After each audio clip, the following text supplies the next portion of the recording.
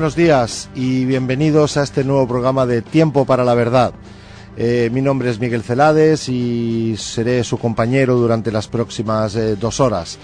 De nuevo quiero agradecer a Radio Canal Barcelona y a su dirección la apuesta que han hecho y la oportunidad que nos han dado de compartir con todos ustedes todos los viernes de 10 a 12 de la mañana, y esperamos que nuestra aportación sea positiva y fructífera para todo el mundo, para la emisora, para los oyentes y para todos.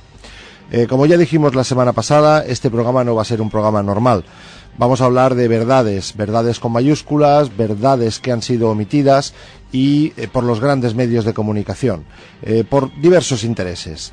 Verdades de todo, verdades que realmente afectan a nuestra vida cotidiana y muchísimo. Y verdades sobre economía, sociedad, política, religión, historia, física, ciencia, conciencia, sobre nuestros orígenes, la eterna pregunta: ¿quiénes somos? ¿De dónde venimos? ¿Qué hacemos aquí?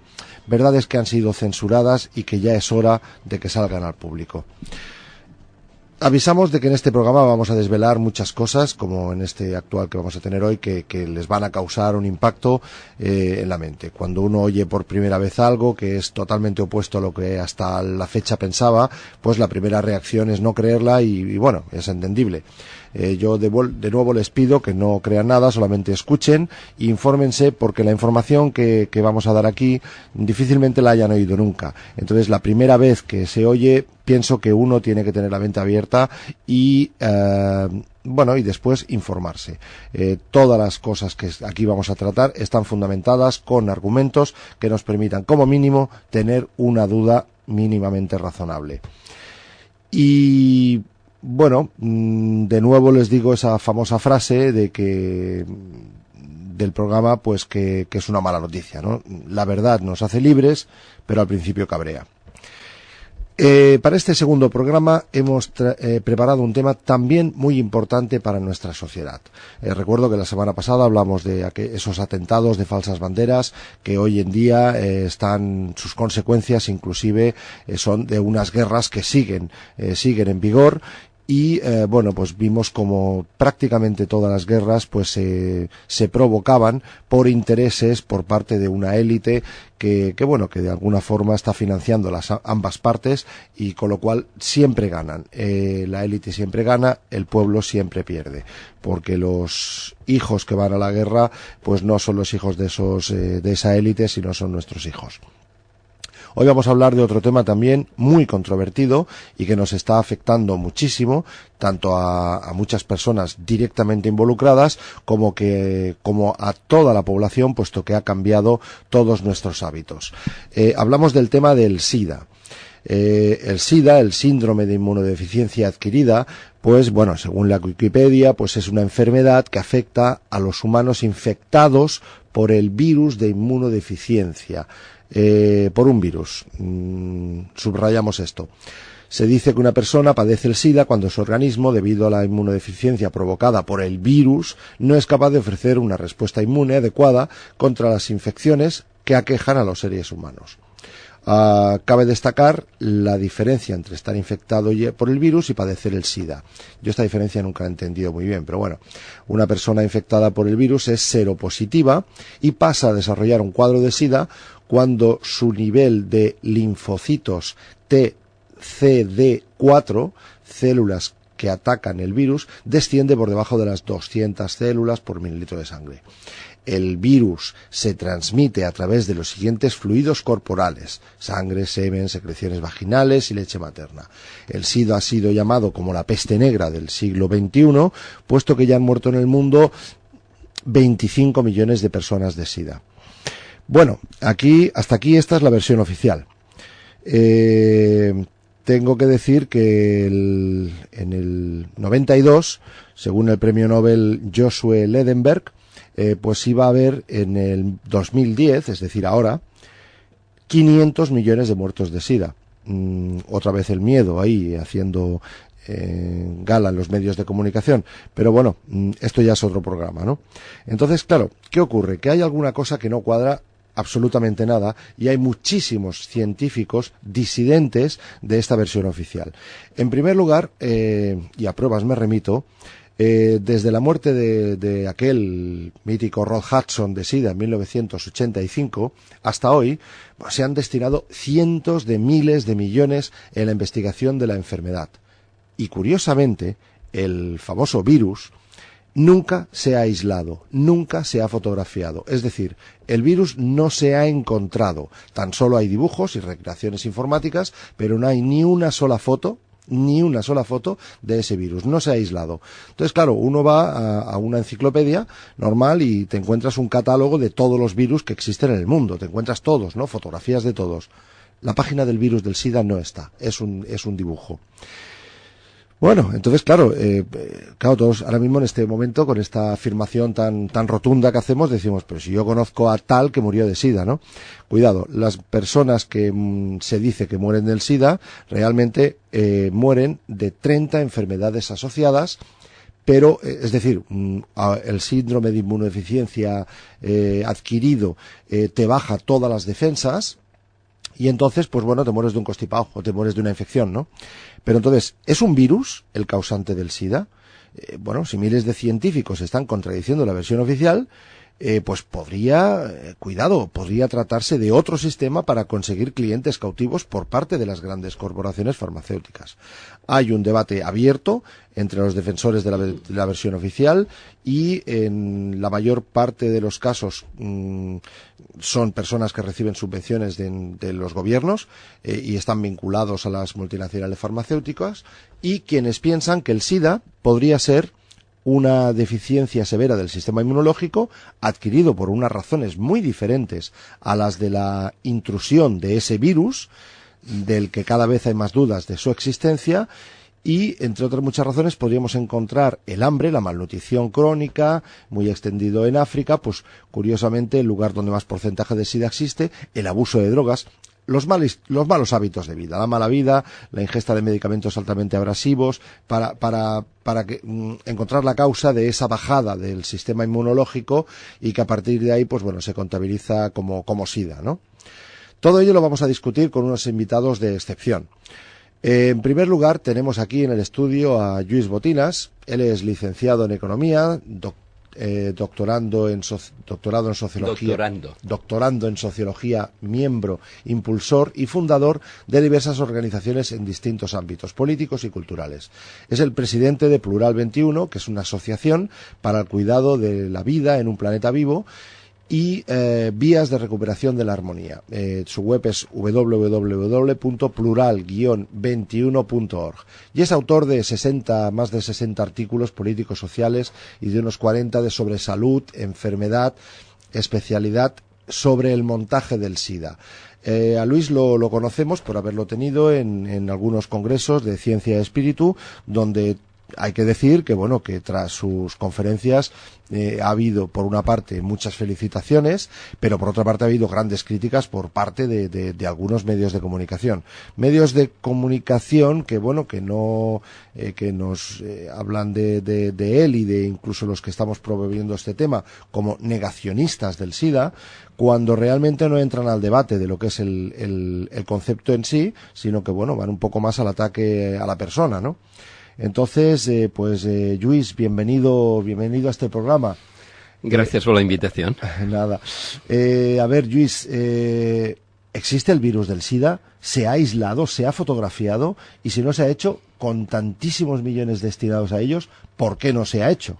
Yo, si me permites, quisiera encuadrar un poco claro. Lo que ahora, porque ya que tenemos tiempo, Sí. agradezco mucho además que un programa de 2 horas es un regalo del cielo, porque normalmente o no se nos invita o se nos invita 10, 20 minutos máximo, ¿no?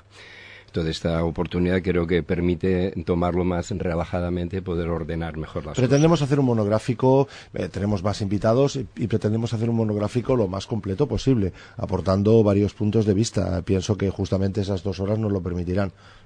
Pues ya que el programa se llama Tiempo para la Verdad, sí, pues invito a las personas que están escuchando y que, como tú decías muy bien, pueden quedar muy sorprendidas si nunca habían oído que hay distintas corrientes que rechazamos la versión oficial del SIDA, pues que pongan en un buscador en Internet, que pongan SIDA y a continuación la palabra verdad, o que pongan SIDA y a continuación fraude, o SIDA estafa, SIDA timo, SIDA engaño, SIDA disidentes. Y se encontrarán con decenas de miles de páginas web que están informando de las posiciones, de las distintas posiciones de quienes rechazamos la versión oficial del SIDA. Y si lo ponen en inglés, entonces ya se encuentran millones, ¿no? Por lo tanto, hay toda una información abundantísima que está al alcance si uno la busca, pero que está claro que está censurada por los grandes medios de comunicación que están impidiendo que esta información rigurosa, basada en elaboraciones muy fuertes y muy bien elaboradas, porque si no, uno no se atreve a ir contra la corriente, pues esto no ha llegado hasta las personas que ahora puedan estar escuchando.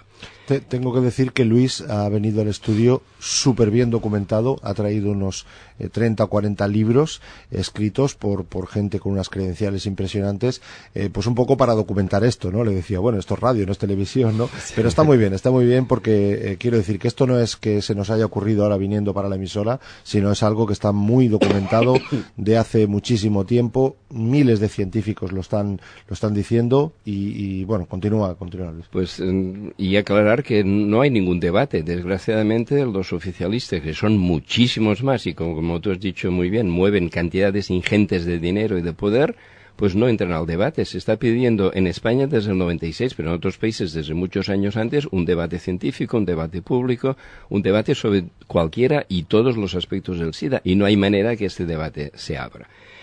Lo que hay es al revés, un desprecio, se nos insulta o se nos quiere descalificar llamándonos negacionistas, como has apuntado antes. Doy fe.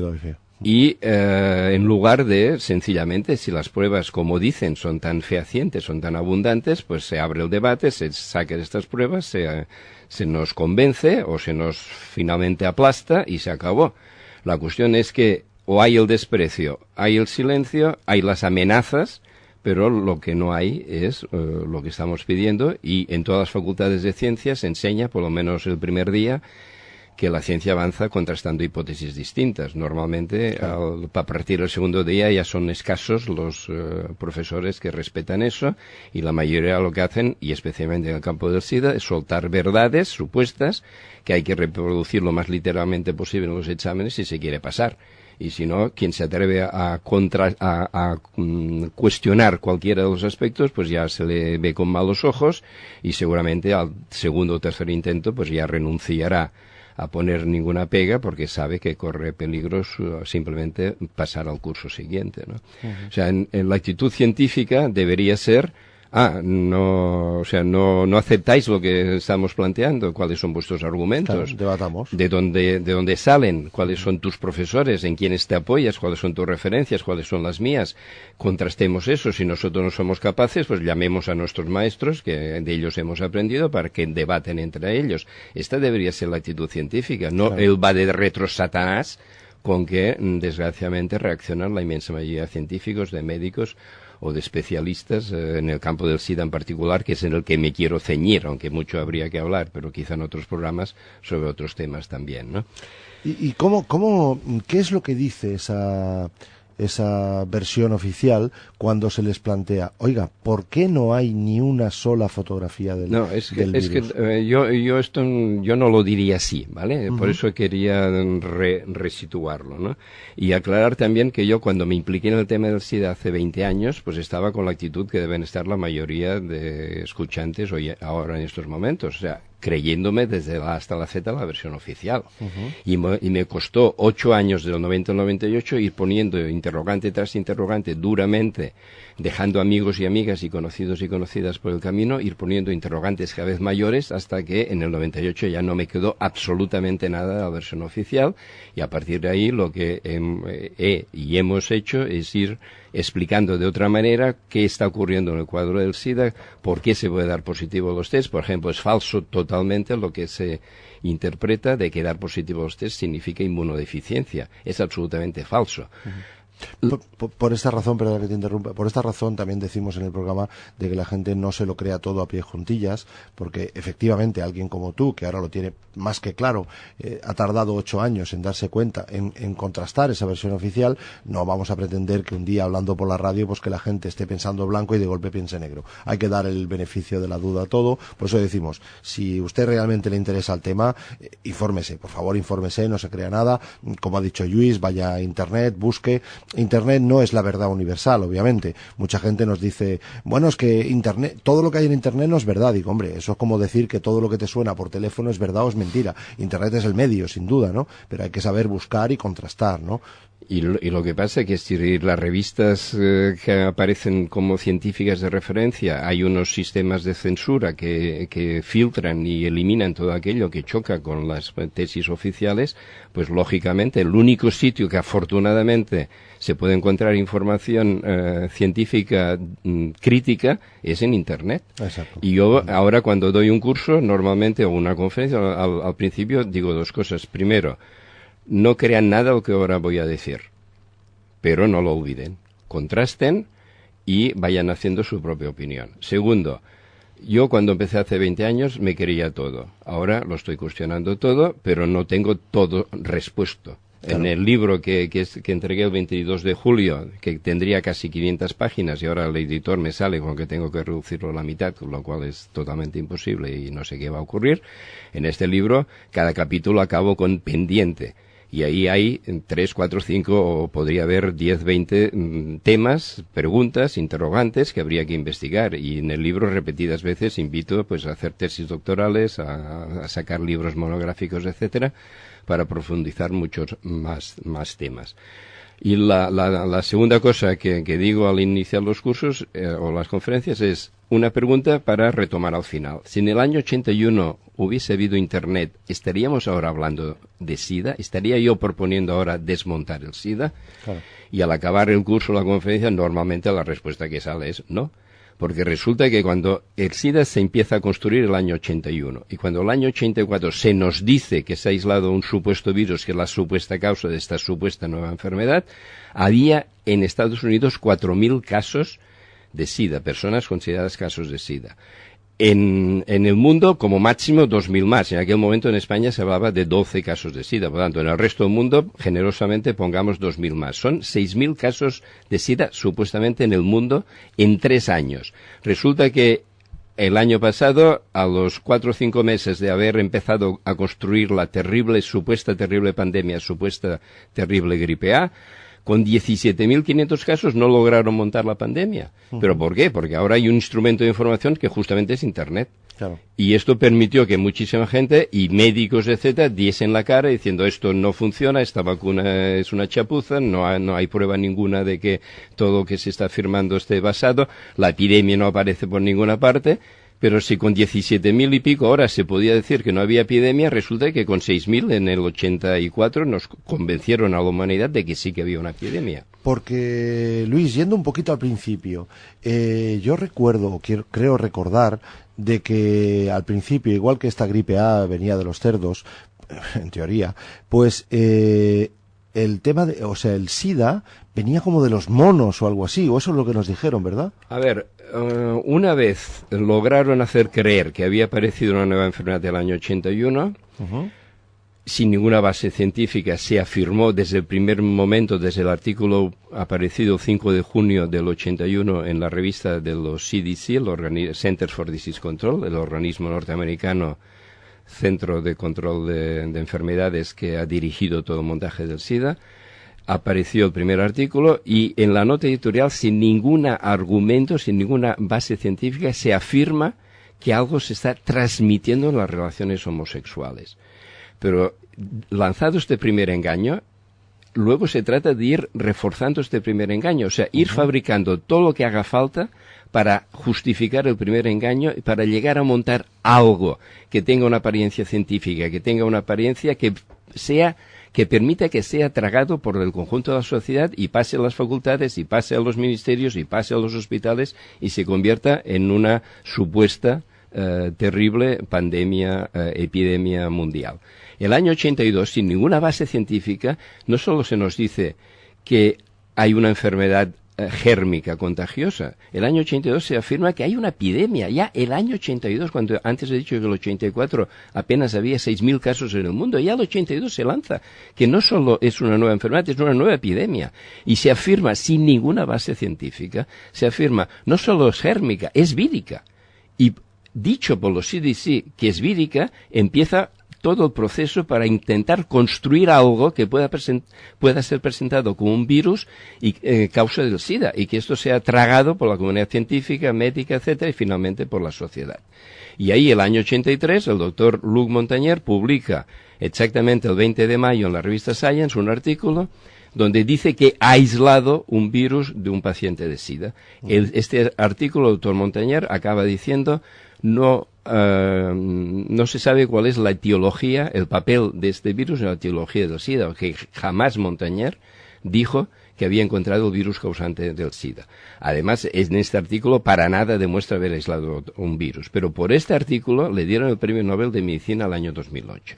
El año 84, el doctor Gallo dice, sí, yo he aislado el virus causante del SIDA, con unos artículos publicados justamente un año después, el 4 de mayo del 84, en la misma revista Science, un artículo principal y 3 complementarios, que ahora sabemos que son fraude científico, porque unos libros que he traído es Fear of the Invisible, Miedo a lo Invisible, de la periodista veterana inglesa Janine Roberts, donde se hizo pública por primera vez 3 documentos que demuestran, yo creo que de forma irrefutable, y ojalá que Gallo quisiera refutarlo, y sus seguidores quisieran refutarlo, que Gallo falsificó los artículos publicados por Science. Por eso ahora hay científicos que están escribiendo a la revista Science, y invito a hacerlo a cualquier persona que se anime a ello, pidiendo a la revista Science que o bien retire estos artículos, ahora que se ha visto que son fraudulentos, o bien justifique por qué los mantiene, con lo cual quizás se abra este debate que llevamos 20 años pidiendo que se abra.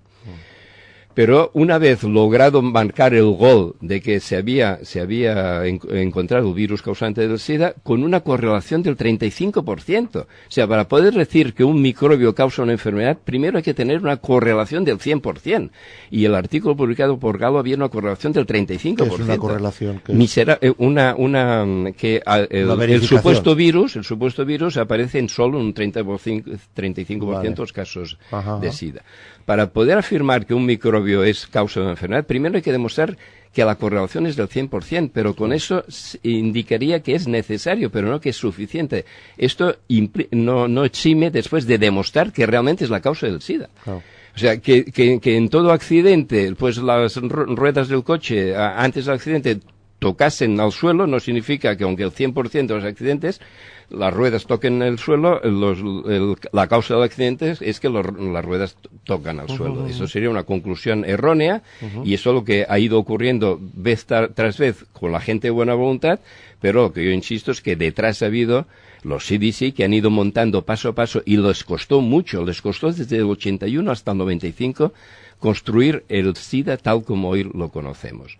El paso siguiente fue, afirmado que habían encontrado el virus causante, inventar una manera de diagnosticar que tuviese una apariencia tecnológica. El año 85 se empiezan a aplicar unos test que jamás fueron aprobados para diagnosticar infección por VIH. Fueron solo aprobados para hacer screening de las muestras de sangre, o sea, para decir estas muestras de sangre pueden ser peligrosas, pueden estar infectadas, hay que eliminarlas. Los fabricantes de los test que se están usando hoy en día en los hospitales para diagnosticar infección por VIH se protegen diciendo nuestros test no sirven para diagnosticar infección por VIH.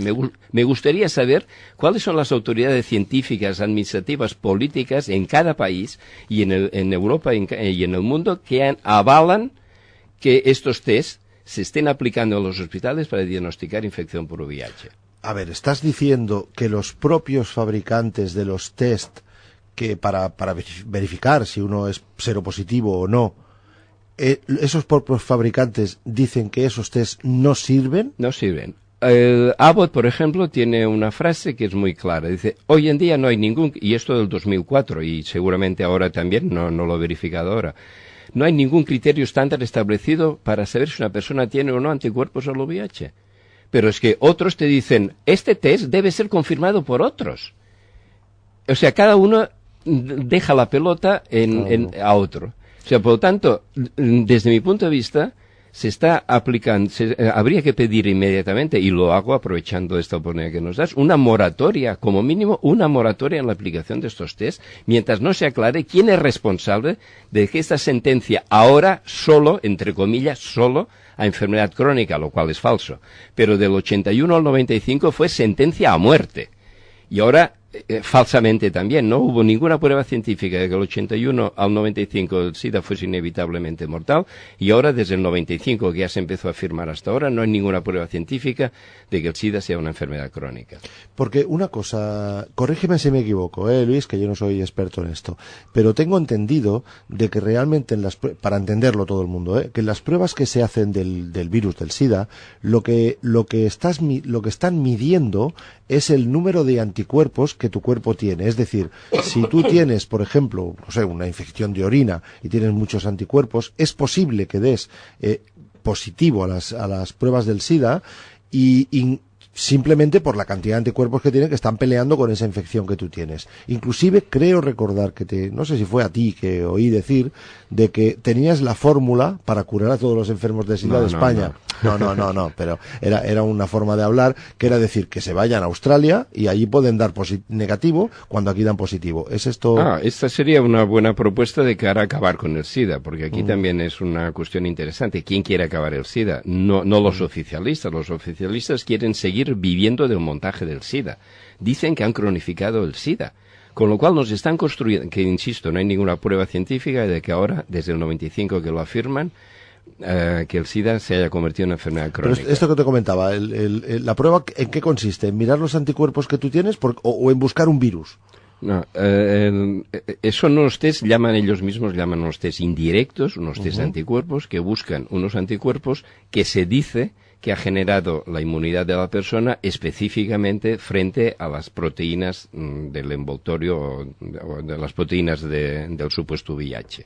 ¿Vale? O sea, son test indirectos. Entonces, están documentadas 68 razones distintas que pueden hacer dar positivo estos test. O sea, ahí está, por ejemplo, ser hemofílico. Ya saben ustedes, ya sabe cualquier persona por qué tantos hemofílicos han sido atrapados por el engranaje del SIDA. No porque en los derivados sanguíneos que se ponen en vena se les transmitiese un virus, que los propios CDC afirman el tratamiento que se da a la sangre antes de que pueda ser posteriormente aplicado sus derivados anula prácticamente a cero la posibilidad de infección por VIH. Los propios CDC dicen esto. Entonces, el simple hecho de ser hemofílico facilita dar positivo a los test del SIDA. Haberse vacunado de la gripe, del tétanos, de la hepatitis B, facilita dar positivo al test del SIDA. Haber dado a luz, haber tenido tuberculosis, etcétera, una serie de enfermedades, 68 las tenemos recopiladas, facilitan que la persona pueda dar positivo a los test del SIDA. Y una persona que da positivo, por ejemplo, en España, como tú decías, ¿puede ir a otro país, por ejemplo a Australia, y allí va a dar negativo? Es que los criterios que se aplican de un lugar a otro, de una marca a otro, de un laboratorio a otro, de una región a otra, de un país a otro, pueden variar. Y por eso yo propongo, de cara a acabar con el SIDA, una cosa a hacer sería un puente aéreo, por ejemplo, entre España y Australia. Y la mayoría de personas que viajasen seropositivas regresarían seronegativas. Por lo tanto, para estas personas el drama del SIDA se habría acabado. Wow, es que esto es muy fuerte porque, fíjate... Es que es terrible todo, que es tan fuerte, y yo supongo que ahora sea un 20 o un 25% que habría que saber, pero con esto me expreso con esta contundencia. Invito a que nadie, insisto, me crea, pero sí que contraste, que pregunte a unos, que pregunte a otros, que busque información y que contraste y que cada uno se haga su propia opinión. Claro, porque fíjate, Luis, que bueno, y esto la ciencia oficial incluso ya lo ha admitido, ¿no? Que el 80% de las enfermedades son psicosomáticas, o sea que se las crea uno en la cabeza y a partir de ahí se desarrollan, ¿no? Con lo cual, de hacerte una prueba de SIDA y que te digan sí, tienes el SIDA, ese médico te ha matado ya directamente. Es decir, a esas personas que le han dicho sí, tienes SIDA, quizá la recomendación podía ser, bueno, vete a otro país y mira a ver si aquí eres también seropositivo, teniendo en cuenta de que esa voz de esa de ese médico que te va a decir, sí, tiene usted SIDA, pues te va a matar, ¿no? Te va a hacer polvo, por lo menos psicológicamente, ¿no? Sí, sí, es que esta es una de las razones de que las personas condenadas a muerte por los especialistas se hayan muerto, del 81 al 95, y desde el 95 hasta ahora solo los están condenando a ser enfermo crónico. Cuando, insisto, yo lo de la posibilidad de hacer estos test en otros lugares, etcétera, yo no la descarto, pero tampoco lo recomiendo, que me parece más importante simplemente estudiarse esta información, llegar a la conclusión de que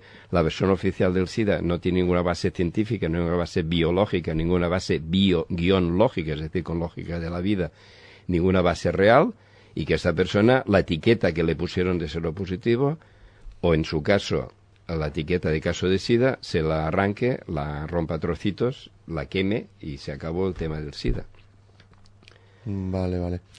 Bueno, pues creo que vamos a hacer una pequeña pausa porque después tenemos que trataremos de llamar a otra persona, a otro gran experto. Luis, acompáñanos, por favor, porque también es un buen amigo tuyo. Sí. Y así, pues entre los dos lo entrevistamos, que nos explique, su versión. Él es autor de varios libros, su nombre es Jesús García Blanca. Y bueno, le llamaremos él es nacido en Cádiz, 49 años, y es profesor en un instituto. Y bueno, pues desde los 80 pues estudia en profundidad las relaciones entre salud y poder. Él ha escrito un libro que tenemos aquí, El Pacto de Igea, ¿no? El rapto de Igea. El rapto de Igea. Pero el subtítulo. Mecanismos del poder en el terreno de la salud y la enfermedad. Vamos un momentito, una pausa y volvemos enseguida. Bueno, seguimos con nuestro monográfico sobre, le hemos llamado la gran estafa del SIDA, juzguen ustedes, y ahora vamos a dar paso a una persona. Él es profesor, como decíamos, y él explica que el VIH-Sida es una construcción intencionada llevada a cabo por agencias del sistema sanitario norteamericano, inclusive los servicios de inteligencia de enfermedades, con el probable apoyo de altas instancias del poder dentro y fuera de Estados Unidos. Tanto las principales multinacionales de la industria farmacéutica como un determinado número de científicos han colaborado en la creación de este montaje y su responsabilidad deberá dilucidarse un día en el terreno de lo delictivo criminal. Bueno, tela marinera. Queremos saludar a Jesús García Blanca, creo que está, no sé si en Cádiz o en la costa granadina, porque él es uno de los grandes expertos en este tema. Lo ha hecho de forma vocacional. Justo ahora, pues acaba de hacer un libro, El rapto de Igea, que, como decíamos, viene explicando lo que son los mecanismos del poder en el terreno de la salud y de la enfermedad. Jesús García, ¿estás por ahí? Hola, buenos días. Buenos días, Jesús. Hablo en la costa granadina. De Almuñécar, qué bueno. Ajá. Buenos días, Jesús. Bueno, pues Jesús... Buenos días a todos. Buenos días. Bueno, aquí estamos con Luis y queríamos preguntarte un poco tu versión, qué es lo que nos comentas en tu libro, en referencia a lo que es lo que llama Luis el montaje made in USA del SIDA, ¿no? ¿Qué opinas? ¿Por dónde empezamos? Bueno, tengo que decir que dejo tener problemas aquí con la red y no he oído absolutamente nada de lo que habéis hablado. Bueno, no te preocupes. Por tanto, pido de antemano disculpas, en primer lugar a los oyentes, por si algo de lo que yo pueda decir pues se repite o redunda con lo que ya otros intervinientes hayan dicho. No te preocupes. Yo hace muchos años que conozco a Luis Botinas y que vengo colaborando con él en este tema, y por lo tanto mi posición es similar a la suya. Hace además poco tiempo que hemos constituido una corriente internacional de críticos con el tema SIDA. Me imagino que Luis lo habrá explicado. Aún no lo había hecho. Aún no. Bien, pues supongo que lo explicará a lo largo de su intervención. Como la mía va a ser más breve por problemas de trabajo, pues lo que sí puedo hacer es aportar un poquito cuál es mi perspectiva un poco más personal, porque claro, aunque aquí tenemos, digamos, ideas muy similares y nuestros planteamientos coinciden, la trayectoria de cada uno ha sido distinta. Yo llegué a estos temas a través de mi profesión. Soy educador y en un principio mis investigaciones iban en la línea de la educación. Luego pasé al tema de la salud porque son temas que se pisan, que tienen puntos en común, y luego al tema de la ecología, de manera que el libro que has mencionado, El rapto de Igea, trata esos tres temas que para mí están todos reunidos en uno solo, que yo en el libro digo, cuando hablo de la salud, pues es la salud de todos, la salud del planeta, que sería la ecología, y la salud individual de cada uno, que es lo que llamamos la salud personal, ¿no? Entonces, bueno, desde esta perspectiva yo lo que siempre me ha interesado y he venido analizando son los mecanismos de poder que operan en nuestra sociedad, ¿no?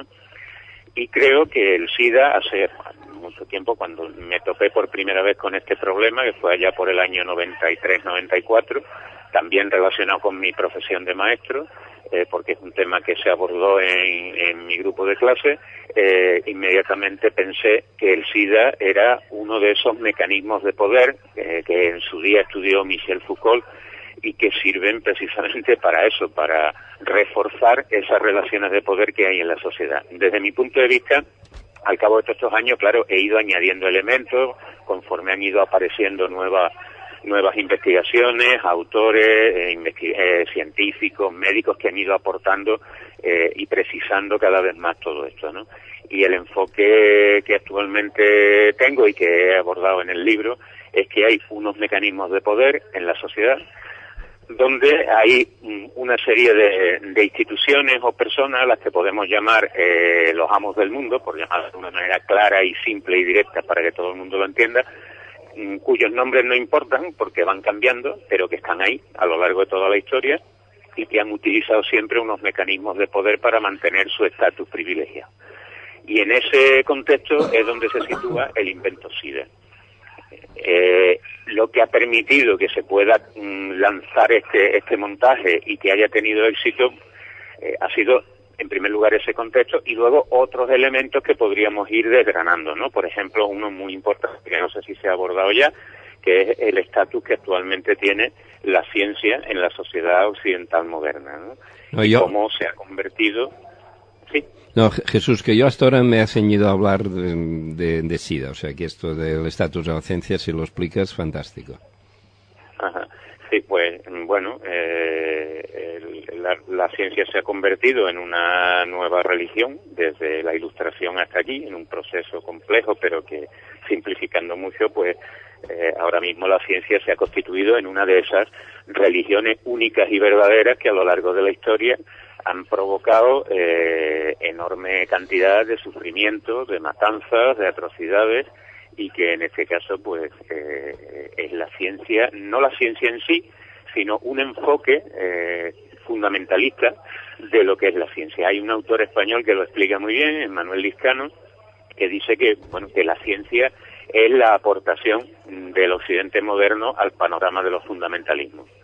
Y todos aquellos que están enfocando la ciencia de esa manera, evidentemente y afortunadamente no todos los científicos, la ciencia tiene su lugar y su aportación positiva a la sociedad, pero también aporta elementos destructivos y el SIDA yo lo utilizo en el libro como un ejemplo clarísimo de cómo se puede construir un mecanismo destructivo que beneficia a los que están en las élites del poder y que destruyen y que causan sufrimiento a los que estamos abajo. Porque una cosa, Jesús, después de haber escrito este libro, has hablado de los amos del mundo y estoy totalmente de acuerdo contigo, ese gobierno detrás de la sombra, ¿no? Pero ¿qué crees que realmente, si el SIDA es un invento, ¿por qué un invento en el sentido general? ¿Por qué crees que es? ¿Por control? ¿Por poder? ¿Por economía? ¿Por causar ese miedo? ¿Por mantener ese dogma de la ciencia? ¿Cuál es el objetivo final que tú consideras que es el responsable de que realmente todo este montaje se haya creado? Yo creo que es una mezcla de todo lo que has dicho y de algunas cosas más. Ajá. Por ejemplo, el tema del engaño y del miedo es fundamental para ejercer el poder. Exacto. Por lo tanto, un mecanismo que aterrorice es un mecanismo fundamental para el poder. Y el SIDA fue, desde un principio, aunque luego han ido reduciendo un poco ese terror, pero lo primero, el SIDA fue una campaña de terror mundial, donde se lanzaron unas predicciones con unas cifras y con un potencial de personas que podían ser afectadas, que se convirtió en una campaña de terror en la que contribuyeron pues medios de comunicación de masas y todo tipo de instituciones. Bueno, exactamente. Entonces, habíamos comentado antes de que creo que fue en el 92 que un Nobel dijo que, a ver si lo encuentro, pues que en el 2010 habría, sí, en el 1992, según el Nobel Joshua Ledenberg, que íbamos a ser 500 millones de muertos de SIDA en el año 2010, cuando ahora en estos momentos somos 25. Las predicciones han sido brutales, ese es un ejemplo, pero se podrían dar muchos más de predicciones terroríficas que afortunadamente, y este es un indicio de cómo estaban actuando, que no controlaban siquiera lo que estaban haciendo, afortunadamente esas predicciones han resultado absolutamente falsas. Y es un primer indicio que puede llevar a la gente que ahora mismo no tiene una idea clara de qué va todo esto, de que algo está pasando cuando las predicciones no se han cumplido. Es un elemento... También lo han hecho con... falla, ¿no? Sí, también lo han hecho con la gripe A y fíjate, ¿no? Lo que pasa es que mucha gente quizá nos diga de que, bueno, esto es gracias a la ciencia moderna y a que hay mucha curación y que los fármacos están muy avanzados y tal, seguramente, ¿no? Pueden pensar eso. Bueno, yo creo que tanto en un montaje como en el otro, en el de la gripe A o las sucesivas gripes que han ido vendiéndonos, y como en el montaje SIDA, hay un elemento común que es estas relaciones de poder, donde hay unas instituciones que ejercen el poder y nos enteramos de lo que prácticamente quieren que nos enteremos y no nos enteramos de lo que no quieren que nos enteremos, aunque a veces creamos que hemos descubierto secretos, luego nos enteramos que esos secretos han sido filtrados a posta y contribuyen a esas relaciones de poder, y a ellos les interesa filtrarlo. Pero este sería otro análisis. Yo lo que voy es a que tanto la gripe A como el SIDA forman parte de ese fundamentalismo científico, pero luego habría que ir entrando en otras cuestiones un poco más de detalle que explican o que explicarían o que aportarían una explicación a por qué el montaje SIDA triunfó en cierta medida, y sin embargo el de la gripe A pues ha fallado, aunque no se ha descubierto, digamos, al 100%, en parte se ha destapado, en parte no, porque siguen funcionando estos elementos que decimos, pero hay cuestiones muy importantes. En primer lugar, en la época en 1981, que se lanza o que empieza a caminar todo el montaje SIDA, no había la facilidad de comunicación que ahora, fundamentalmente por Internet. Es decir, lo que ha sido Internet en los últimos años y el aparato de lucha en que se ha convertido, afortunadamente, no existía en esa época. Y en parte la gripe A se ha desmontado gracias a cómo ha fluido la comunicación vía Internet. Lo que ocurre es que, bueno, todavía hay gente que sigue defendiendo ese montaje. Yo sigo entrando en determinadas páginas web de estos sectarios fundamentalistas científicos que siguen defendiendo todo el montaje de la gripe A. Pero afortunadamente se desmanteló de una gran parte de ese montaje, ¿no? Jesús, y a eso ha contribuido. ¿Sí? Jesús, que yo he dicho que los CDC son los que han ido montando el SIDA. Tú dedicas varias páginas a explicar los CDC. ¿Podrías resumirlo en un minuto y pico que nos queda? Sí, los CDC son una de las más poderosas agencias que forman parte de la sanidad norteamericana, que yo en el libro la llamo la sanidad del imperio, porque los norteamericanos imponen toda su cultura y entre ellas imponen también los parámetros sanitarios prácticamente a todo el planeta, ¿no? Entonces los CDC, Centros para el Control de las Enfermedades, surgieron precisamente para esto, para de alguna manera gestionar lo que era la enfermedad y la sanidad en Estados Unidos, y son los que marcan la pauta de qué hacer fundamentalmente en las enfermedades epidémicas, ¿no? A toda la sanidad de todo el planeta. Ellos fueron los que en el año 81 crearon un grupo especial dentro de los grupos especiales que tienen un grupo que es el AIDS, es algo así como la CIA de la salud, y ahí estaban, de alguna manera, su existencia y su razón de ser dependían de que hubiera epidemias. y fallaron con algunas epidemias. Vamos muy rápido por lo que me Jesús, comentas. no, mira, pero nos gustaría seguir hablando contigo. Tenemos que dar paso a las noticias en punto y son 5 minutos. ¿Te importa que ahora te podemos volver a llamar ahora, no? En 5 minutitos de las noticias. De acuerdo, ¿Sí? luego después de las noticias tengo otros 5 minutitos más para intervenir. No, las noticias son 5 minutos, tú tienes más. Venga, hasta ahora. Hasta ahora. Venga, hasta ahora.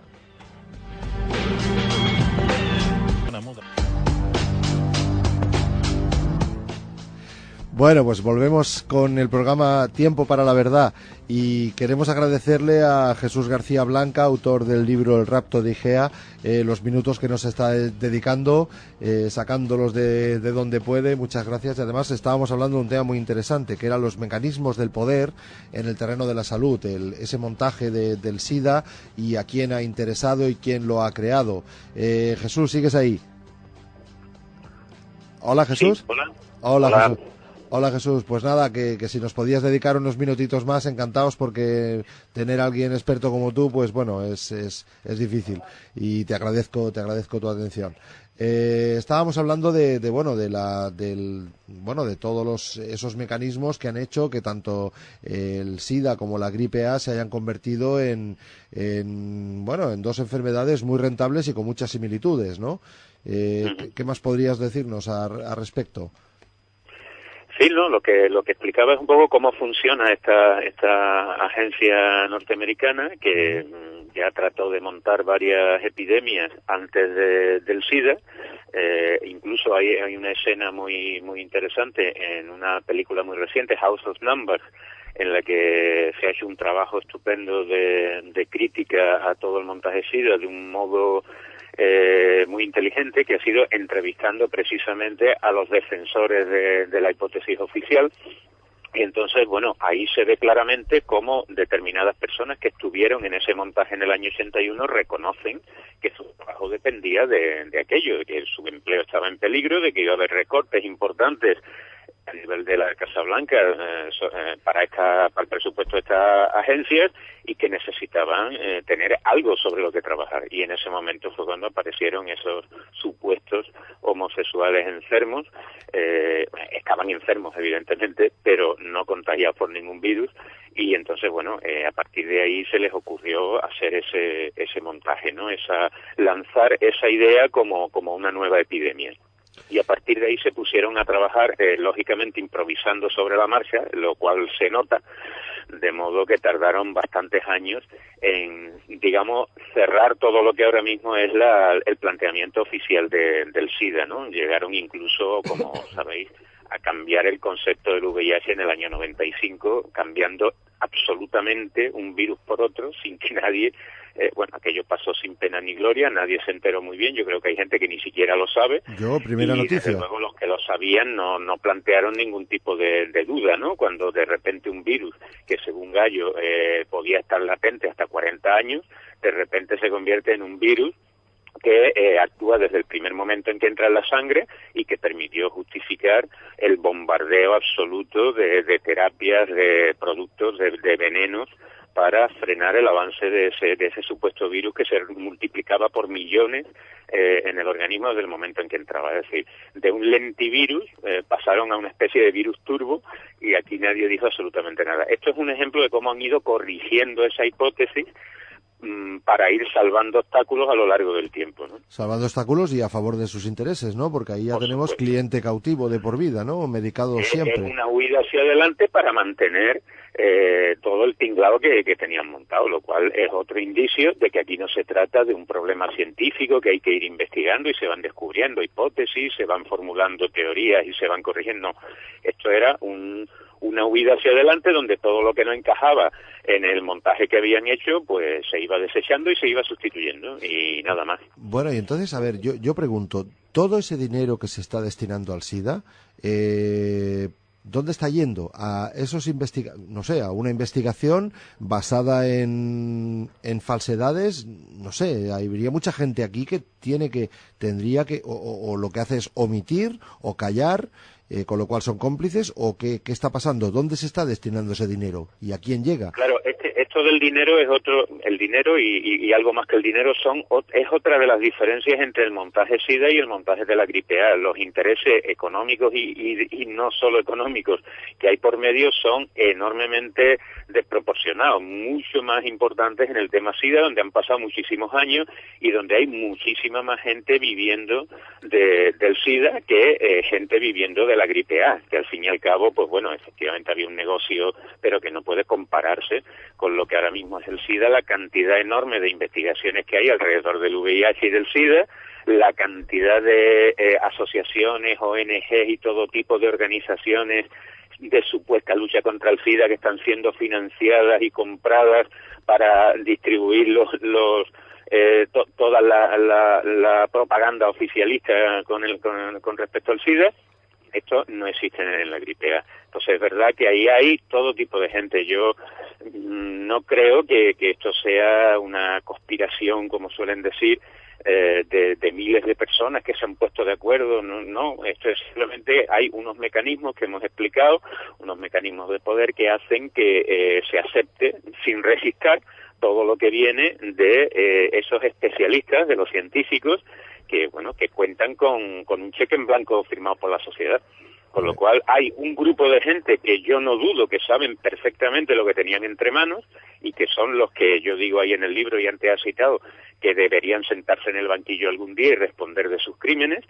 Y luego hay un montón de gente que, como en tantos terrenos, simplemente ha confiado en otros, no han ejercido ningún tipo de sentido crítico, también porque ahí entraríamos en otros pilares de la sociedad, que es el de una educación que anula por completo el sentido crítico y que explica que todas estas cosas pueden suceder y que por lo tanto no han resistido y no se han planteado cosas. Es decir, un médico de a pie de un centro de salud de un pueblecito X, que está todo el día recetando ese tipo de productos, diciéndole a la gente que se haga la prueba y jamás se pregunta qué es lo que está pasando, qué pasa con esa cantidad enorme de artículos científicos que están cuestionando lo que hace cada día, nunca se lo pregunta, evidentemente tiene una parte de culpa.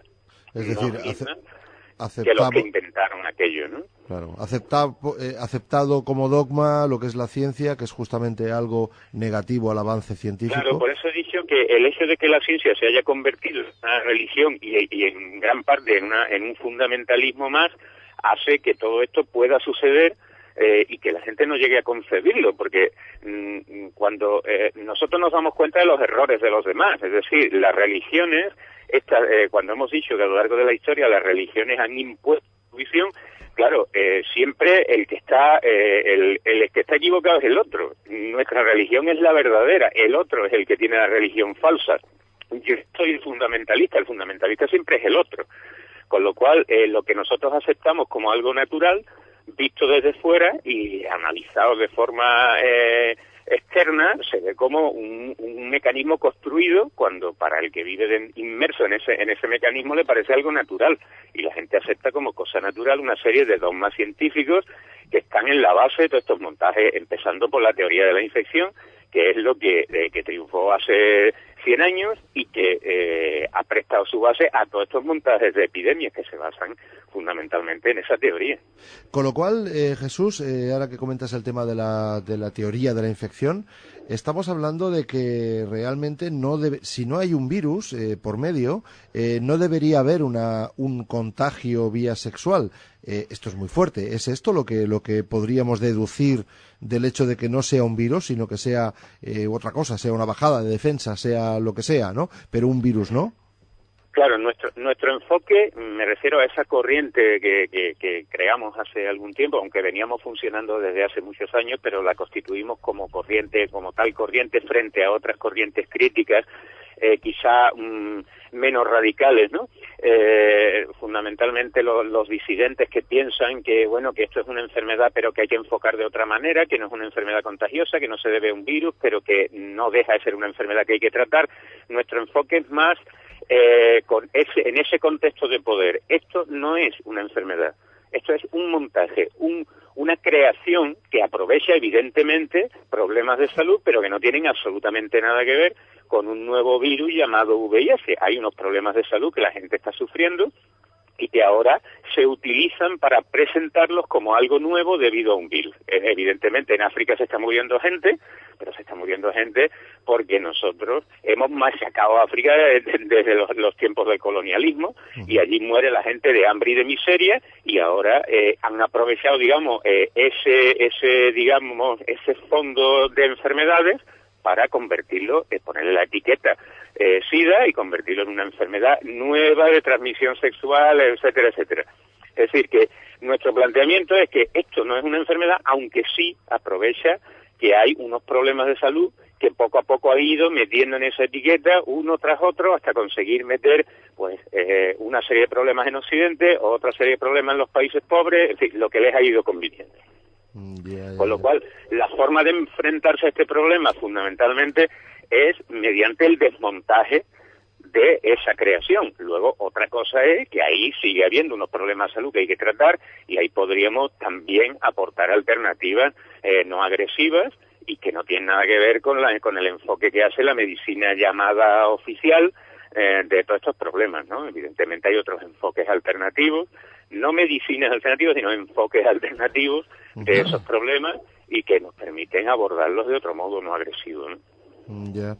Jesús, me sabe mal, no quiero abusar mucho de ti, no sé si, bueno, en otro momento te llamamos, sí, si te parece. El problema es que me ha coincidido la hora del programa con mi horario de trabajo. Estoy un poco aprovechando que tengo unos minutillos que me escapo para tomar un té aquí en la cafetería y aprovechar ese momento para poder ir, ¿no? Pero lamentablemente tengo que ganarme el pan. Y tanto.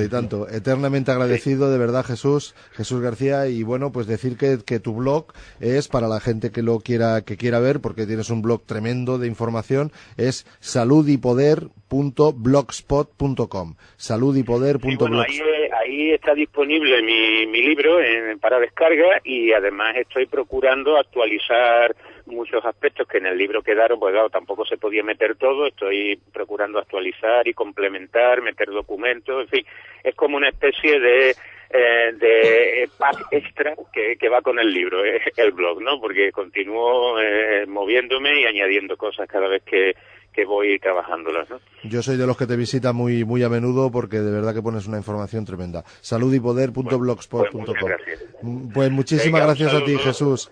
Un abrazo. Venga, un saludo a todos, a Luis y a Manuel, si es que está ya en antena. Lo llamaremos ahora. Gracias, Jesús. Chao. Venga, un abrazo. Hasta luego. Y bueno, nuestro segundo invitado, y súper agradecidos a que nos pueda atender, es el doctor Manuel Garrido. El doctor Garrido es un médico gallego de 43 años al que en junio de 1987 le pusieron la etiqueta de seropositivo.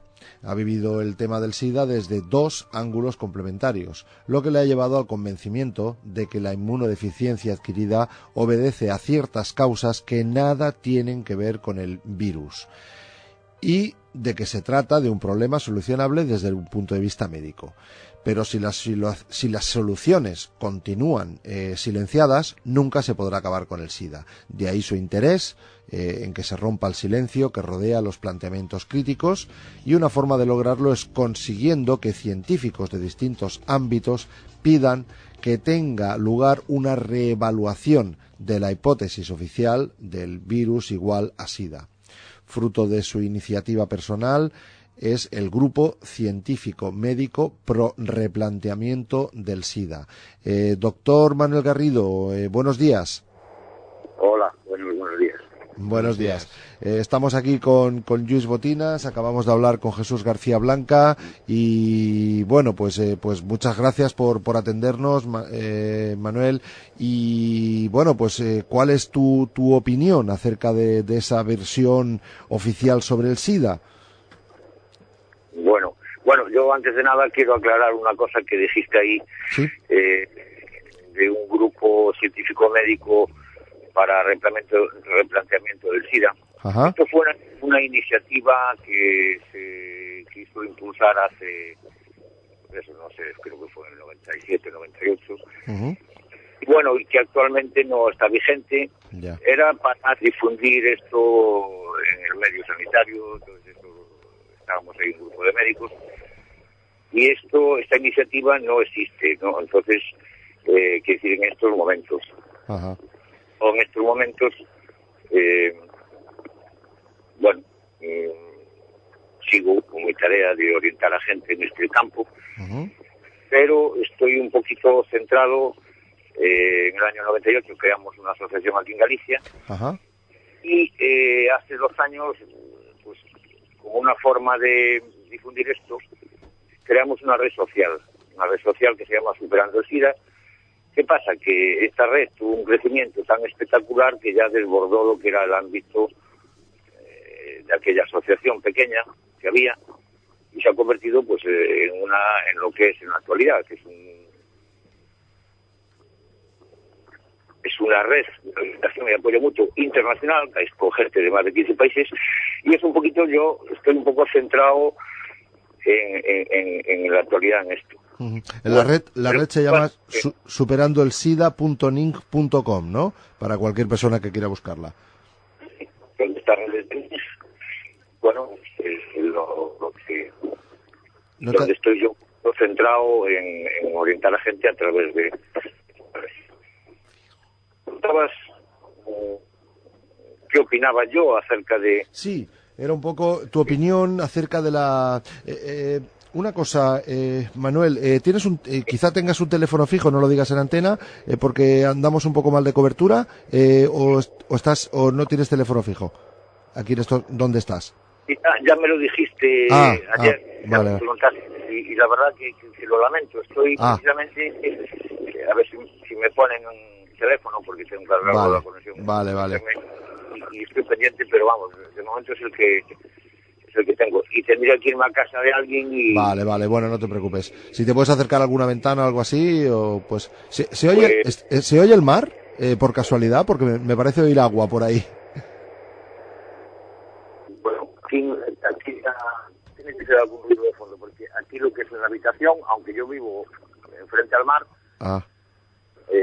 no se oye el mar, vale. De lejos a la ventana, y no hay ningún ruido aquí. Vale. La ventana, como dices tú, a ver si aquí hay más. Voy a abrir aquí esto. Vale, nos estaba dando envidia que se oyera el mar por ahí. Bueno, ahora pues es posible que se oiga algo más, pero ahora se oye mejor, sí. Bueno. No, te preguntaba cuál era tu opinión acerca de la versión oficial sobre el SIDA, y qué razones han llevado a estos planteamientos científicos disidentes, tú como médico y como que incluso a persona que te diagnosticaron, pues es lo que te diagnosticaron, ¿no? Bueno, ¿qué opino de eso? Bueno, pues estoy totalmente de acuerdo con nuestro amigo Tienes, de que esto efectivamente es un montaje.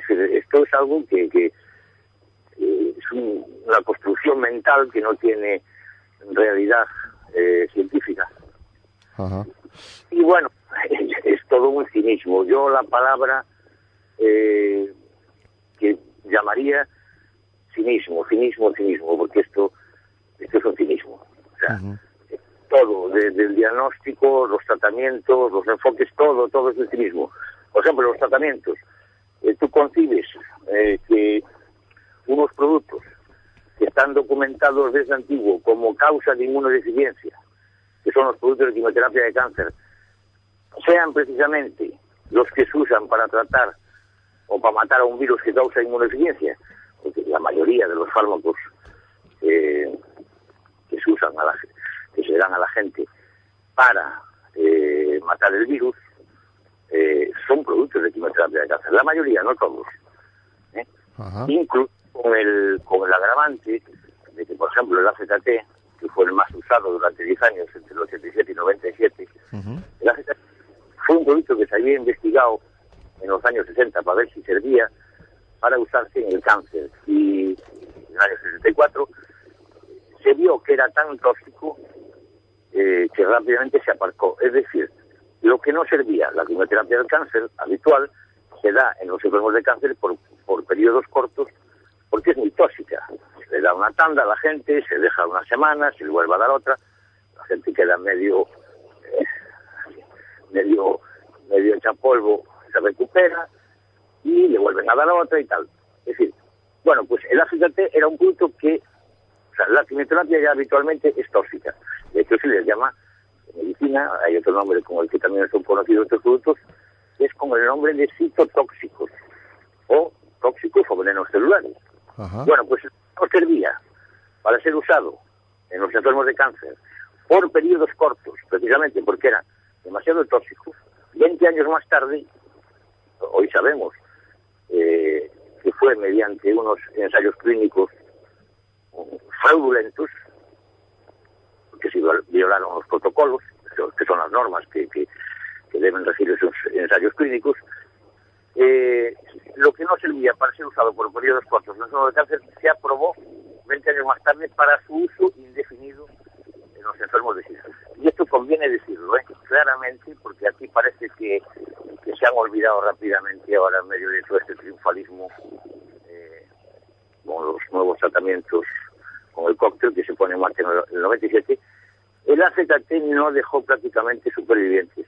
Todas las personas, prácticamente, que estamos vivas, hay alguno, como siempre en todo hay alguna excepción, pero prácticamente todas las personas que estamos vivas somos personas que no hemos tomado ese producto, o si lo han hecho, lo han abandonado rápidamente. Madre mía. Lo que estás diciendo es tremendo, y además en boca de un doctor y en boca de una persona que también lo está hablando en los dos sentidos, ¿no? Como hipotético enfermo, ¿no? O sea, que las personas que han tomado el AZT de una forma prolongada, prácticamente todos han muerto. Estamos diciendo eso, ¿no? No dejó supervivientes. La doctora Sacher hace unas declaraciones muy fuertes también, la doctora alemana que lleva años trabajando en esto, donde dice que efectivamente el 90%, la práctica totalidad de las muertes que se producen entre el 87 y 97 delante del cóctel fueron causadas por la AZT. ¿Qué pasa? Que inmediatamente se pone en marcha el cóctel. Y claro, al dejar de usar ya la AZT de forma masiva y a esas dosis tan brutales, inmediatamente disminuye la mortalidad. ¿Qué hicieron? Por eso yo digo que la palabra aquí es cinismo, ¿no? ¿Qué hicieron? Inmediatamente, como se produce menos mortalidad porque habían dejado de dar un veneno, inmediatamente dicen, ahora ya muere menos gente, luego este cóctel es estupendo, ¿me entiendes?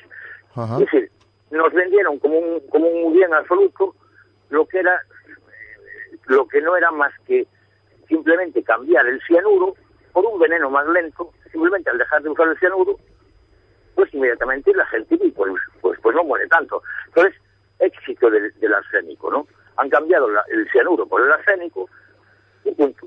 Pero, a ver, perdona que te interrumpa un momento. ¿Realmente lo de cianuro y arsénico lo estás diciendo de forma simbólica o es que realmente es cianuro y es... Simbólico. Simbólico. Vale. Es que ya me estaba asustando porque vamos. Lo han cambiado por un veneno lento. Y entonces venden como un gran progreso este veneno lento que es el cóctel, porque de hecho el cóctel consta de 3 fármacos, 2 son de quimioterapia de cáncer, o sea, AZT o familia, y un tercero es un inhibidor de proteasas también. Y bueno, un poco la cosa... Me preguntabas acerca de mi experiencia personal. Bueno, mi experiencia personal, pues fueron 5 años al principio cuando no tienes información, que te crees que... Es más, yo no quería saber mucho sobre este tema del SIDA, porque una vez que leí un mínimo, vi que todo era deprimente y entonces inmediatamente cada vez que oía algo sobre el tema desconectaba. Yo creo que era de los médicos que sabía menos sobre este tema, ¿no? Ajá. Porque no puedes saber, ¿no? Y de hecho esa actitud fue muy positiva, porque si todo te dice que te vas a morir, que es tal que cual, pues entonces cuanto menos quieres saber, mejor. Siempre queda dentro una pequeña esperanza, ¿no? Claro. Y efectivamente, con el tiempo pues me di cuenta de que había sido muy positiva este no querer saber. Pero claro, yo me volví a interesar por el tema del SIDA un poco a fondo cuando ya 5 o 6 años más tarde del diagnóstico de VIH positivo, pues empecé a oír otras explicaciones, que fue precisamente de la mano de Luis Botinas en un viaje que hice a Barcelona a finales del 93, lo cual ya seguí manteniendo el contacto con él los años siguientes, y entonces ya a partir de ahí empecé a leer a fondo, pero además con una avidez, porque yo quería responder a todas las preguntas, porque era para mí vital, no era un asunto de, como se hace habitualmente, pues que para preparar un examen o para preparar una suposición. No, yo quería saber porque era de vital importancia para mí. Claro. Y no quería estar atado, cabos sueltos. Y entonces un poco fue el origen de, entonces claro, ya me di cuenta, primero extrañado, luego después ya cabreado, porque esto cómo puede ser, no conseguía que esto se nos estuviera secuestrando toda esta información a los médicos no tienen ni la más remota idea, hablo incluso de los especialistas, los hospitales, de lo que están haciendo, no tienen ni la más remota idea, no les pasa por la cabeza y que esos cócteles que están recetando no tienen ni siquiera, eso lo denunció y lo dijo hace años Donald Abrams, si no se retiró, es el jefe de la unidad de SIDA más antigua, la del Hospital General de San Francisco, que dijo ya hace de estos 12, 15 años, dijo que no, la mayoría, la práctica totalidad de estos fármacos no han sido testados nunca, no han sido ensayados en ensayos limpios contra placebo. Es decir, fíjate que esto es gravísimo, son ensayos que no tienen estudios, o sea, son fármacos experimentales, o sea, se está experimentando usando a la gente de cobayas, no tienen estudios que demuestren que son mejores que no tomar nada. Madre mía. Y esto realmente, yo es una cosa que insistiría, porque nosotros estamos en un momento de crisis económica, ¿no? Recortes por todos lados, nos recortan las pensiones, recortan el desempleo, recortan por aquí y por allá, y resulta que estamos, porque vamos a ver, yo no pongo en duda la conveniencia de que, por ejemplo, si las personas no tienen medios, pues que entre todos hagamos un esfuerzo colectivo y del dinero público, pues se sufraguen íntegramente los tratamientos de cualquier enfermedad para quien no tiene medios. Ajá. Pero eso siempre que eso revierta en algo positivo, claro, para los enfermos, ¿no? Enfermos o aquí ni siquiera enfermos, porque a la gente simplemente por el hecho de dar positivo en ese test ya se le considera un enfermo y ya se le trata. Es decir, siempre que eso sea una cosa positiva para los enfermos. Pero aquí resulta que estamos regalándole una auténtica millonada, yo no sé, pero calculando debe ser como mínimo, entre todo lo que nos estamos gastando con el SIDA, debe andar sobre los 1.000 millones de euros al año, como mínimo. Porque el tratamiento del cóctel que tú hablas, ¿sabemos lo que cuesta ese tratamiento? Es decir, lo paga la Seguridad Social seguramente en el 99% de los casos. Tranquilamente por el 1.000.000 de pesetas anual. 1.000.000 de pesetas anual. Tranquilamente, si no supera eso. Entre el cóctel y luego después toda la parafernalia, son sutiles conceptos de nula utilidad práctica, como son cargas virales, recuentos de T4, que no se hacen, o sea, que se deberían hacer, si son útiles, se deberían hacer a toda la población. Aquí solo se le hacen a los seropositivos. Y cuando se han hecho en la población general, se ve que hay mucha gente que los tiene por los suelos y están perfectamente. O sea, que en realidad no deja de ser, de sentido común, no deja de ser una tontería pensar que un tipo determinado de glóbulos blancos, llamarle las defensas, ¿no? Cuando es un subtipo dentro de un subtipo de glóbulos blancos, llamarle las defensas, olvidándose de otros tipos, por ejemplo los neutrófilos, que son entre el 50 y 70% de los glóbulos blancos, que se los carga, por ejemplo, productos como la ZT y tal, pues no se habla de ellos, ¿no? O no se habla de otros mecanismos, la inmunidad inespecífica, es decir, un montón de factores que influyen en la inmunidad. Y luego después que el mismo sistema inmunológico no es un compartimento aislado dentro del organismo. Vamos a ver, es decir, para que el sistema inmune funcione bien, es necesario que funcione bien el resto de órganos vitales, ¿no? Por ejemplo, una persona con anemia, pues esa persona va a estar debilitada, sus tejidos van a estar menos oxigenados y su sistema inmune va a funcionar a menos rendimiento. De hecho, se sabe que las personas con anemias importantes son más susceptibles a las infecciones. Pues que lo mismo con una persona con un problema serio de hígado, o un problema intestinal, o todo esto influye en nuestro grado en nuestra capacidad de defensa ante las infecciones. Entonces, todo esto es un poco el ver las cosas aisladamente, y no puedes separar al ser humano o sea, ver cada órgano aislado y luego después el ser humano aislado de todo lo demás. El ser humano es una cosa total, integral, no lo podemos separar ni de su medio, ni de... Fíjate, cada vez que a las personas le dicen que es VIH positivo, la persona lo que menos piensa es en la gravedad de lo que tiene. Lo que piensa ya es cómo se lo digo yo a la familia, o ya es el impacto, es la etiqueta social, es...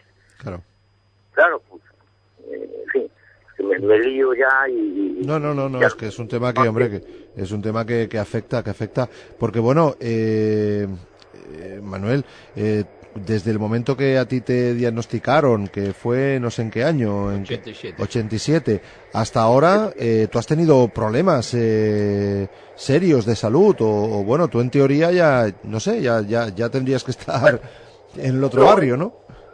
Vamos a ver, aquí en Galicia la tuberculosis es endémica. Yo he tenido, en el pueblo donde vivo, pues varios médicos han tenido problemas de tuberculosis.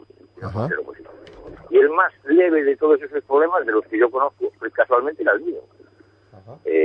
Llegó a estar de baja un año, otra persona tuvo un derrame pleural por proceso tuberculoso, otro tuvo una caverna, era el coordinador del centro de salud, una caverna que además nos enseñó el TAT, una caverna enorme, y yo tuve un pequeño infiltrado ahí y que en cosas de... A mí me decían, claro, por el hecho de ser VIH positivo, te aplican una pauta que es más antibióticos y durante más tiempo. Y yo me tomé, yo dije, no, de eso nada, yo me tomo la pauta normal, y en la pauta normal, bueno, 6 meses, con lo que se le da a cualquier persona normal, cero negativa. Y el proceso se resolvió. Y un año después de ese proceso de tuberculosis, que fue en el 98, después de una época que me había quedado sin trabajo, agobiado económicamente y todo esto, una época que además no me cuidaba mucho. Yo ya trabajaba mucho de noche, leía, escribía, en fin, y no me cuidaba mucho, la verdad. Y un año después de eso, mi cifra de CD4, o sea, estaba en 1369. O sea, que 1369 CD4, o sea, altísimos. O sea, que lo que dicen que uno desarrolla tuberculosis porque su sistema inmune ya está mal, ya está tocado, eso nada. O sea, que sería un caso de SIDA sin rastro de inmunodeficiencia. Es decir, bueno, eso es otro aspecto peligroso, ¿no? Que la definición de cómo se clasifica a las personas o cómo se las mete en el saco del SIDA, como dice Botines, está bien la expresión, es una cosa que ha variado, es una convención, no responde a datos objetivos, porque ahí hay metidas frente a enfermedades que si dan, pues, si el test da positivo y si hay menos de determinados T4, eres un caso de SIDA, y si no, no. Pero vamos, es que esos son problemas que no tienen ninguna particularidad, que se pueden dar en cualquier persona. En realidad, SIDA es cualquier problema de salud que tenga una persona más el test positivo. Wow. Si le quitas el positivo, pues es cualquier problema de salud, porque en la práctica no se meten dentro del saco del SIDA solo esas enfermedades, esa lista de 3, sino que se meten más problemas. Por ejemplo, anemias, por ejemplo. ¿Qué hace el VIH infectando el glóbulo rojo si los glóbulos rojos no se dividen? ¿No? Disminuciones de plantas. Incluso, fíjate, hay una serie de efectos secundarios que causan los fármacos antirretrovirales estos. Es un nombre eufemístico. Había que llamarle esos fármacos de quimioterapia de cáncer. Pues por una serie de daños. Bueno, pues una serie de daños que son claramente efectos secundarios de los fármacos. No dicen que es debido a los fármacos. Le llaman síndrome de reconstrucción inmunológica. Es decir, como que el sistema inmune se está recuperando y por eso aparecen esos problemas. Me refiero tanto. Es decir, cosas que son tanto el linfoma, tanto daños en la médula ósea o tanto incluso la inmunodeficiencia que provocan. Infecciones, sintomatología, le llaman síndrome de reconstrucción inmunológica. Cuando son efectos de los fármacos. Por eso yo decía antes que para mí la palabra clave en todo esto es cinismo. O sea, te están poniendo una cosa que es de color negro y te están diciendo, pues, tiene una blancura deslumbrante y tal y cual, ¿no? Y el tratamiento un éxito. El paciente se murió, pero el tratamiento un éxito. Nunca se cuestionan los tratamientos, ¿no? Es un cinismo, ¿no? Yo no tengo palabras para esto. Yo creo que esto, por supuesto, pasará a la historia, porque esto ya no hay sentido común. Porque la gente piensa que para esto, y para entender un poco el tema ético, hace falta ser un experto. Y no, señor, experto nada. Es decir, cualquier persona normal con dos dedos de frente, no hay que ser un gran periodista de investigación, ni un virólogo, ni nada. Esto lo ve hasta un niño de 10 años. Porque es lo que plantean los científicos disidentes. No es nada nuevo, nada que no sea de sentido común, nada que no se haya dicho antes, o que no se conociera, o que la medicina no supiera desde décadas antes de entrar en escena el VIH. Bueno. O sea, es todo muy de sentido común, no negacionistas. A nosotros nos llaman negacionistas. Bueno, no le hagamos nada. Entonces es más, yo me creí toda esta historia del virus cuando no tenía otros elementos de juicio para dudar. Y me di cuenta, luego después, siempre lo que plantean estos científicos disidentes, pues es lo que siempre yo he estudiado. Es lo que me parece más acorde, son más ortodoxos, son rigurosos, como le gusta decir Botinas, ¿no? Son más rigurosos, más serios, ¿no? Muy bien. Muy bien, Manuel. Pues Manuel Garrido, estamos muy agradecidos con el tiempo que nos has podido dedicar, porque tener una opinión, bueno, pues de una persona que es a la vez médico y diagnosticado seropositivo. Me quedo con una frase tuya, me ha encantado, ¿no? El tratamiento ha sido un éxito, el enfermo se ha muerto, pero el tratamiento ha sido un éxito. Esa frase es como para ponerla en un marco, ¿verdad? Porque es de Michael Lerner es el presidente de Gil de Nueva York, que es una de las asociaciones más veteranas, ya empezó en el año 84, Gil de Nueva York, es el presidente de esa asociación, y sí, dio una charla. Nosotros la tenemos en vídeo, la hemos rescatado por ahí de un congreso que hubo en Argentina, que se llama Terror hipnótico inducido por el diagnóstico, y es una charla de 20 minutos, y yo no he visto charla en la que sepa explicar tan gráficamente el efecto en las personas de toda esta locura, ¿no? Ajá. Pues ¿la tenéis en el blog puesta, quizá, Manuel? Casualmente el colaborador, miembro Manu, es precisamente el primer vídeo que tenemos en la página de inicio. Es el primer vídeo que se el primero, se llama Terror hipnótico. Está un poquito la traducción, un poquillo defectuosa, pero se entiende perfectamente. Vale. Se llama Terror hipnótico inducido por el diagnóstico. Muy bien. Pues bueno, pues en tu blog, superandoelsida.ning.com, cualquier persona que haya escuchado y que quiera más información puede entrar, y supongo que desde allí también contactar con el doctor Garrido, Manuel Garrido. Y Manuel, mil gracias de nuevo por habernos atendido, y no será la última vez que hablemos. Vale, gracias a vosotros. Un abrazo, Manuel, hasta pronto. Hasta pronto, Manuel, gracias. Luis, y un abrazo a Jesús. De acuerdo, se lo daremos. Gracias. Muy bien, pues Luis, te veo apuntando aquí muchas cosas, sí, porque supongo que son cosas que hay que matizar y cosas que te veo así con ganas de comentar. ¿Qué querías comentar? Ha habido aportaciones que me parecen muy importantes y que valdría la pena reforzar, ¿no? Por ejemplo, Manuel Garrido ahora ha explicado que lo que están haciendo los disidentes es simplemente mantener la ortodoxia científica frente a toda la heterodoxia que está implicando el tema del VIH-Sida. Es decir, el VIH-Sida es tantas primeras veces en la historia de la ciencia y de la medicina que solo esto ya nos indica que el VIH-Sida es falso.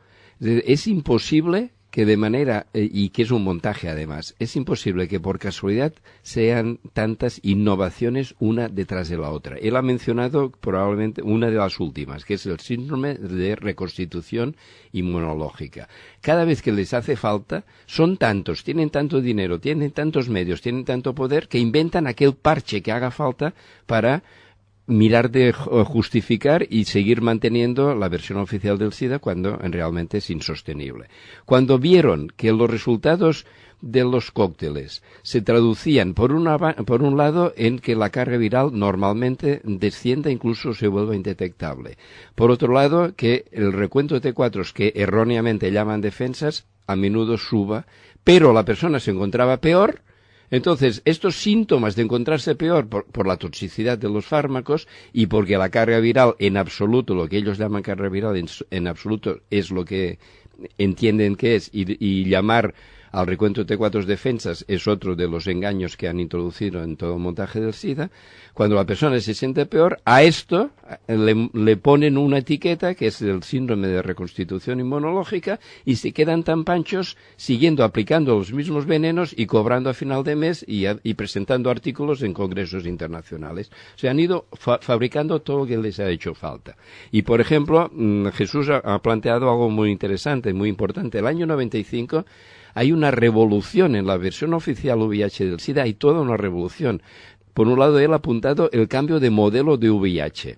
Del 81 al 95, el VIH se decía oficialmente que era un lentivirus, que tenía un periodo de latencia larguísimo, y el doctor Galo llegó a hablar de 40 años de periodo de latencia, y que era dificilísimo de encontrar.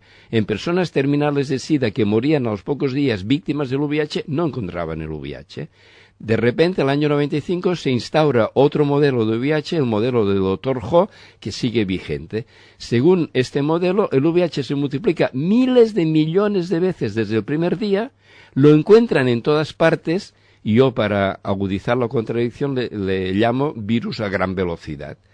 ¿Cómo es posible que una entidad biológica real puede ser tan contradictoria? Puede tener un periodo de latencia de hasta 40 años y multiplicarse miles de millones de veces desde el primer día. Puede ser dificilísimo de encontrar y encontrarlo en todas partes. Puede ser un lentivirus o un virus a gran velocidad. Es imposible. Una entidad biológica real no puede ser tan contradictoria. Ahora, un virus fantasma, un virus ficticio, tendrá aquellos propietarios que los retrovirólogos que sean apoyados por el poder y por la industria farmacéutica en cada momento le quieran atribuir. Claro. Y le fue muy bien para la industria farmacéutica y para consolidar el VIH-Sida tal como ahora se conoce, este cambio de modelo. ¿Por qué? Porque además de cambiar el modelo, introdujeron una segunda familia principal de fármacos supuestamente anti-VIH, los inhibidores de proteasa, y con esto montaron los cócteles. Introdujeron también el lema golpear rápido, golpear fuerte. Desde el momento en que usted tema haberse infectado, incluso si el test sigue dando negativo, por lo tanto golpear rápido, grandes dosis de supuestos anti-VIH, por lo tanto golpear fuerte. Con lo cual los potenciales clientes con el modelo anterior, con el modelo nuevo, eran clientes ya reales desde antes incluso de dar positivo al test. Además, introdujeron la carga viral, con lo cual, lo que llaman carga viral, con lo cual les sirve para presentar como positivo unos cócteles que están envenenando y matando a las personas. ¿Por qué? Porque esta carga viral normalmente es tan perjudicial para el funcionamiento normal de la persona que los cócteles son tan perjudiciales que esta carga viral, lo que ellos llaman carga viral, desciende. ¿Qué está ocurriendo actualmente? Que ahora se les mueren con carga viral indetectable y encima sin enfermedades oportunistas. Es decir, se les mueren víctimas de un virus que resulta que ni detectan. ¿Qué es lo que en realidad está matando desde siempre uno de los factores principales de muerte de las personas que nos presentan con la etiqueta de muertes de SIDA? Es justamente la toxicidad de los venenos que les están administrando. Claro. Y además, el año 95 introducen también otra novedad, la quinta pieza de esta revolución, que es lo que antes he apuntado. El SIDA deja de ser una enfermedad supuestamente inevitablemente mortal, que es lo que afirmaron sin ninguna prueba científica, y pasan a afirmar que es una enfermedad crónica, también sin ninguna prueba científica. Todo este cambio de modelo, el año 95 lo cuelan y es y de ahí ha salido el VIH-Sida tal como ahora lo conocemos fundamentalmente. Hay otro punto, bueno, no, hay otro punto clave que me gustaría precisar. La inmensa mayoría de personas que dan positivo al test son asintomáticas.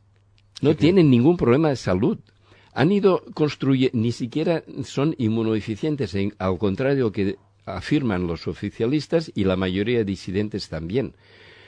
Han ido construyendo los CDC, que son quienes han fabricado, han ido construyendo el SIDA paso a paso, han impuesto unas reglas de juego que hacen que las únicas personas que jamás pueden llegar a ser un caso de SIDA, por lo tanto jamás podrán morir con la etiqueta muerta de SIDA, son aquellas que son realmente inmunodeficientes.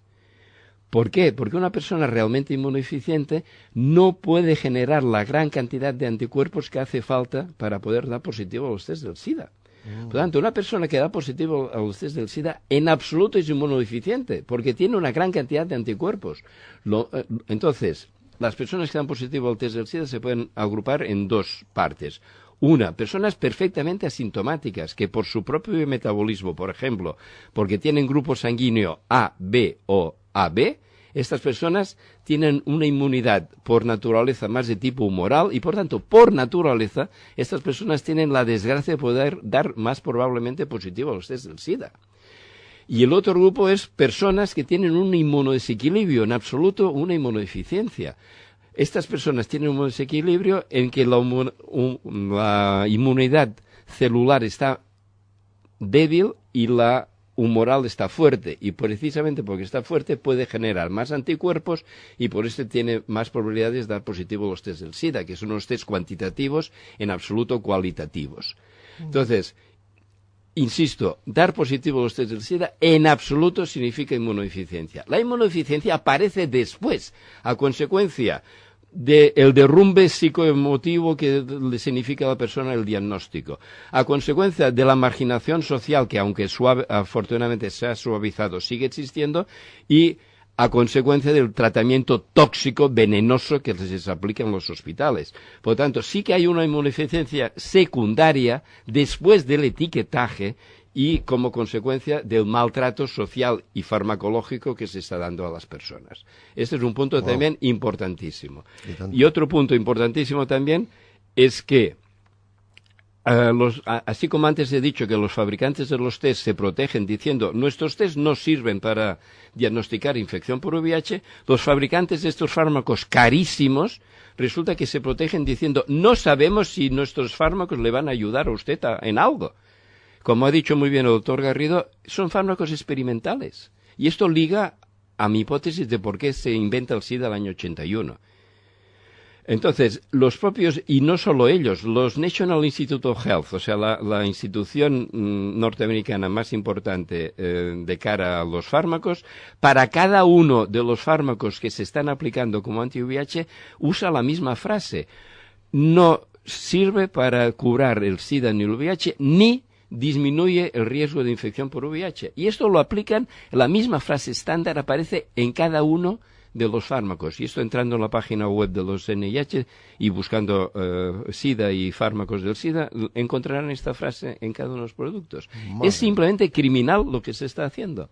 Se está aplicando unos test para diagnosticar que nadie es responsable de que sirvan para diagnosticar infección por el supuesto VIH, incluso aceptando que existiese, y se están aplicando unos fármacos que los propios fabricantes dicen que no saben si va a ayudar o no. Pero el marketing de las industrias farmacéuticas del SIDA es tan enorme y el seguidismo de los especialistas es tan enorme, como ha dicho muy bien el doctor Garrido, se han alegrado mucho de que bajando las dosis de venenos y aprendiendo a combinar las toxicidades de forma que maten más lentamente, ahora les aguantan más, se les mueren, como decía, con carga viral indetectable y sin enfermedades oportunistas, se sienten orgullosos, te dicen, mira, antes en la sala del hospital de infecciosos, mira, estaba lleno de casos de SIDA con enfermedades oportunistas. Ahora mira, está vacía, y es cierto. ¿Pero por qué? Porque con la quimioterapia tan potente jamás se ha aplicado a un ser humano la cantidad de fármacos tóxicos que se está aplicando a las víctimas del engranaje del SIDA. Por un lado, los supuestos anti-VIH, como él ha apuntado, son quimioterapia. Por otro lado, los supuestos preventivos. Se está dando un montón de antibióticos, ansiolíticos, etcétera, corticoides, etcétera, como preventivos, cuando el uso constante, el uso regular de estos fármacos son inmunodepresores y acaban matando también a la persona. La combinación de los supuestos anti-VIH y los supuestos preventivos crean un medio interior tan estéril en la persona que ni los microbios pueden multiplicarse, por eso no desaparecen enfermedades oportunistas. Pero ¿qué está ocurriendo? Que están momificando a las personas. No pueden multiplicarse los microbios mientras están vivos, pero tampoco pueden multiplicarse los gusanos cuando se mueren. Están momificando a las víctimas del SIDA. Madre mía. Es realmente escandaloso todo lo que está ocurriendo y por eso la propuesta que estamos lanzando es actuar directamente para acabar con el SIDA. Para esto, sin ningún duro, y aprovecho para pedir apoyo a quien pueda estar escuchando, estamos empezando a lanzar una conferencia internacional, un congreso internacional para acabar con el SIDA. Es decir, porque se trata ya de pasar a todo este conocimiento, todas estas experiencias, todos estos testimonios, porque el doctor Garrido ha dado testimonio, pero si se pudiese convocar a través de los medios de comunicación importantes, invitar a escribir testimonios de todas las personas que hace 15, 20, 25 años les dieron 2, 3 años de vida y que afortunadamente o no tomaron nunca o dejaron de tomar los fármacos oficiales, habría una avalancha de testimonios. Cada uno de estos testimonios es una piedra lanzada para acabar con el SIDA lo antes posible. Algo tan sencillo como declararse territorio de SIDA. En mi asociación Plural 21 nos hemos declarado territorio libre de SIDA.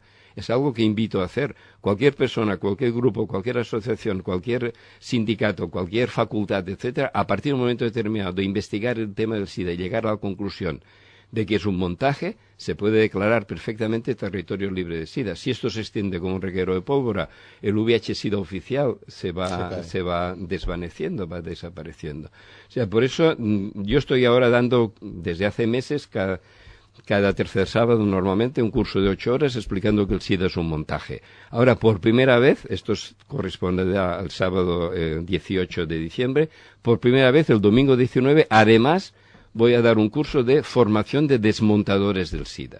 Es decir, personas que después de entender que el SIDA es un montaje, deciden que por el bien propio, colectivo y de la humanidad vale la pena dedicar tiempo, energía, creatividad a desmontar el SIDA y que quieran adoptar o quieran formarse en el digno oficio de desmontar el SIDA.